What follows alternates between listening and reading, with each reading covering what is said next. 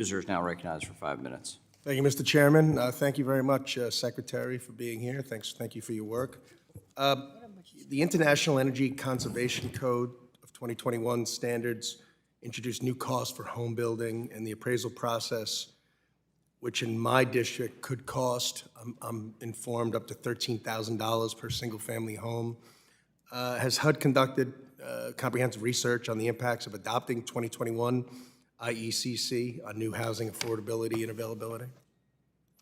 I'm sorry, what was the question? Have you conducted any surveys or research on the fact that it could raise housing costs, this rule, by as much as $13,000? I'm not familiar with the rule. I'm familiar with it. If you would review it and get back to me, because I'm under I'm told it's a very serious issue for my district, and I'm sure for other places as well. All right, thank you.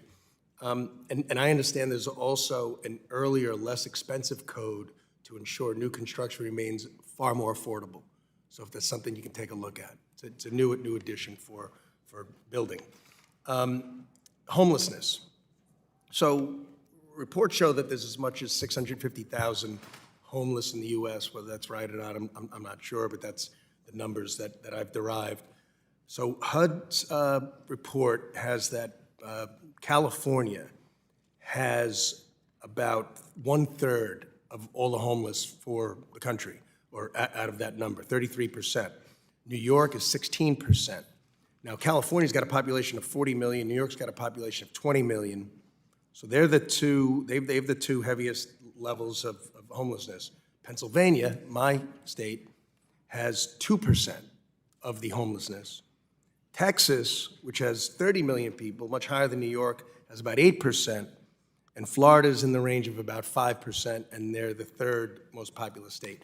So my question is, look, we want to provide effectively funding availability, but is it more of a management problem and policy problem in California and New York? Are you sending money there that isn't getting the job done in a weighted manner that offsets what other states receive? Is there a better plan for California and New York, since they're likely receiving nearly 50% of the funding for homelessness, and yet their percentages are far more than states with higher levels of population?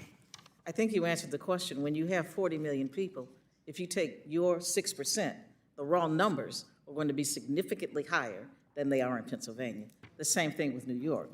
But I would say No, that, I'm doing the ratios. I'm sorry, Secretary. No, the point I'm making is that Texas, for instance, has 30 million people, and they have half the homelessness that New York has.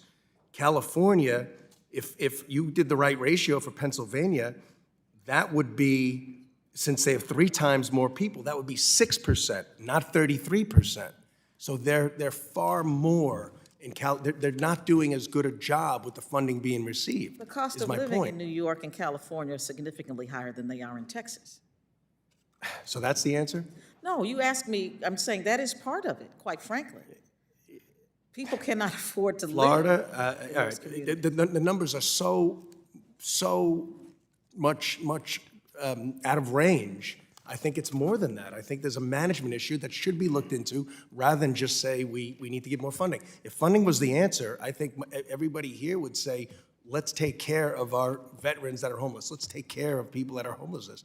But if we're not even willing to look at what their procedures are, that's unfortunate. Well, I didn't say I was not willing to look at it. That's Okay. what you said. Well, I'm always willing to look at it. You're saying the housing costs are the problem. I mean, maybe in San Francisco and LA, but not in San Diego, but not necessarily the entirety of the state.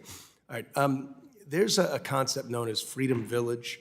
I want to ask you, does the HUD-VASH program seems to be the best vehicle to get a concept known as Freedom Village, a concept housing community for veterans that provides both physical housing and behavioral health services? The HUD-VASH program is underutilized and reported to be only providing 70% of the available vouchers every year. I don't know if you're familiar with the Freedom Village concept, or would you know offhand if it would be, if the HUD-VASH vouchers would work for something such as the Freedom Village? I'm not familiar with Freedom Village, but That's something I can call your office about and hear more great. about. that'd be fine. I'm out of time. I yield back, Mr. Chairman.